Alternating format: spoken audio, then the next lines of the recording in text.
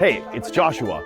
I'm a Canadian who's been living in Guangzhou for 5 years now, and today we're at the Guangzhou Cultural and Arts Center on Haiju Lake, here for the Spring Festival Intangible Heritage Fair.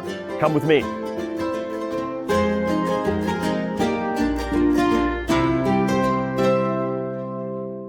All right, let's go see what's going on over here. 你好，你好。哎，你好，你好。这边我们做什么？好像做菜。对，这里是做汤圆。汤圆，对对，你会元宵做吗？节的传统美食。我也不太会，我们一起学习，我们一起跟着真正的师傅学习。好，我们现在就先马皮这样，拿起来这样搓一下先啊。汤圆它是简单了，搓了盐呢还是有点技术的啊。哇，好厉害，好厉害。哦，谢谢。谢谢。这个面试结束，我可以来你餐厅工作吗？可以啊。谢谢。来 Cheers， 试一下。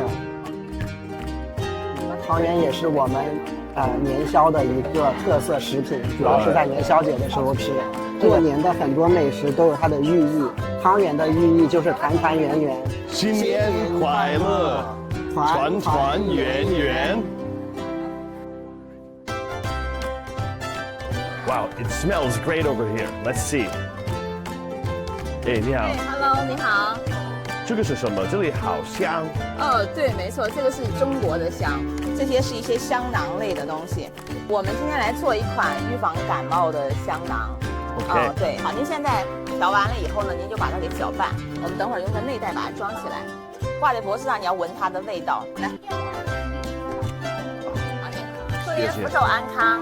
Thank you. 非常感谢你。With 5,000 years of history, you can expect to find rich and diverse experiences in all the different corners of China.